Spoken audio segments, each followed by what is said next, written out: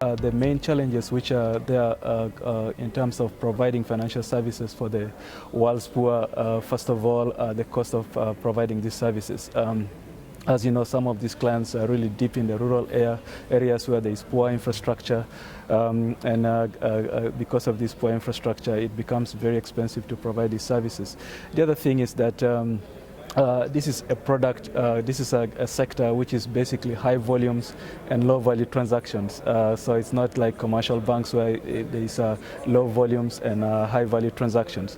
So it's a big challenge in terms of providing these services for the world's poor. The second thing is that of governance. A lot of these institutions started small, and you can't really differentiate between the owners of these institutions and the management of these institutions. And so there has been a challenge in terms of governance. The other thing is skills. As you know, this sector requires very specialized skills to be able to read the risk, analyze these loans, and also to provide the products themselves. So it's been a big challenge. Moreover, the sector also competes for very expensive resources. The other third aspect which affects the sector is that traditionally this sector started with credit, and so most of the institutions are providing limited products. And moreover, the research has revealed that these institutions, the clients that we serve, require savings first as the first product that they want. The second is things like microinsurance, things like pension schemes, and probably credit comes as the last thing. So that has really been a challenge because of these limited products to serve these institutions.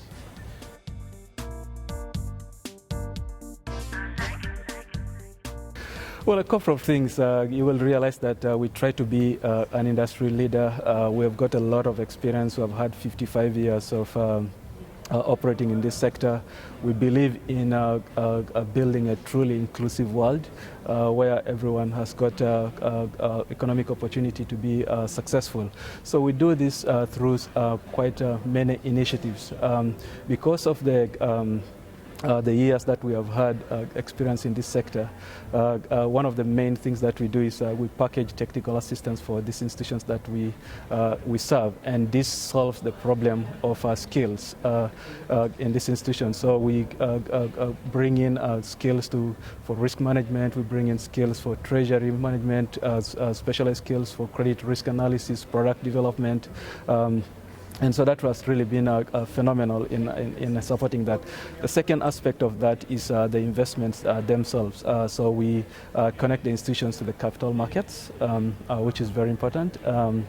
And we also support these institutions with governance. Accion, basically, in most of, we have had, in order to build institutions which last for generations, we have to support these institutions. So we sit on the boards of these institutions to support them in terms of strategic planning, to support them in terms of plans going the future, and really laying the future so that when we leave these institutions, they can last for generations.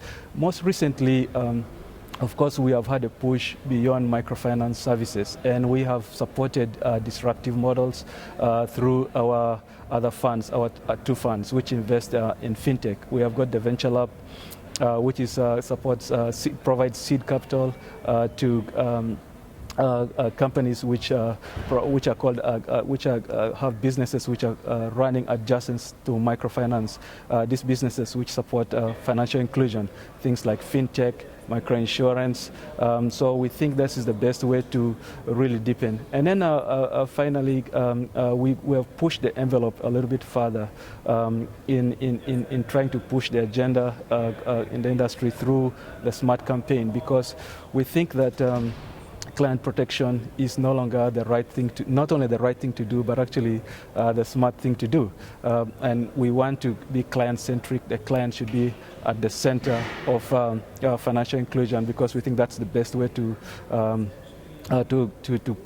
promote financial inclusion.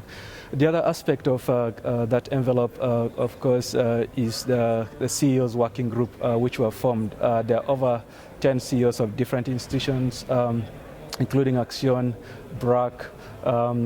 We have got Opportunity International, Finca, Grameen, and many others who have joined the movement to basically talk about the issues which affect the sector and try to push the envelope, try to work on standards, and also just look at regulations in the sector and try to influence them where we can. And then also for Africa specific in terms of governance, we have launched what they call the Africa Board Fellowship Program, which looks at governance. So we have held 3 symposiums in South Africa, where we have got CEOs and board members, a section of board members come together and exchange ideas about governance and learn from that and go back and teach the institutions. So those are some of the initiatives that we have done to support financial inclusion.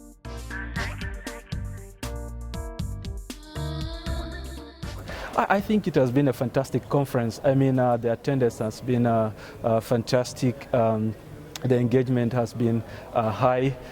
We hope that that the participants will take something from this conference. We've talked about disruptive models and financial inclusion. We've talked about regulations. We've talked about capital. We've talked about client protection. So I hope that the participants will take something from back home to their institutions and that we will truly build an inclusive world.